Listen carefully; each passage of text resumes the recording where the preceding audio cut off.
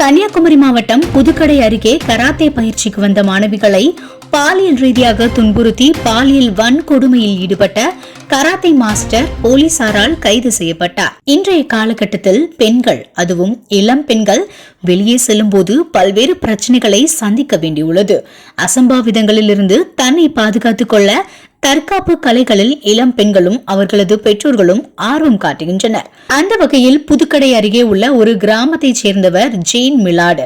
46 வயதான கராத்தே மாஸ்டரான இவர் தனது வீட்டு தோட்டத்தில் உள்ள மைதானத்தில் கராத்தே அகாடமி நடத்தி வருகிறார்.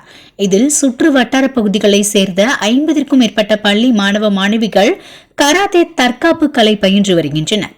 சனிக்கிழமை அதிகாலை அந்த அகாடமியில் தற்காப்பு கலை பயின்று வரும் 9ஆம் வகுப்பு படிக்கும் 14 வயது சிறுமியும் அவரது அக்காவான 11ஆம் வகுப்பு படிக்கும் 16 வயது சிறுமியும் பயிற்சிக்காக சென்று வீடு திரும்பியுள்ளனர்.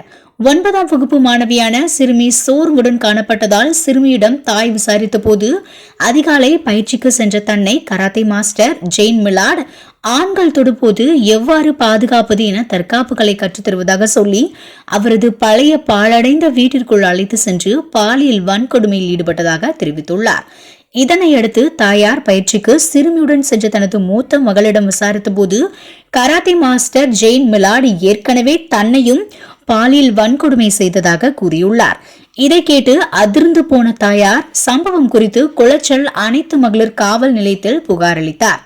எனவே கராத்தே மாஸ்டர் ஜெயின் மிலாடு மீது போக்சோ உள்ளிட்ட 4 பிரிவுகளின் கீழ் வழக்கு பதிவு செய்த குளச்சல் அனைத்து மகளிர் போலீசார் அவனை கைது செய்து சிறையில் அடைத்தனர்.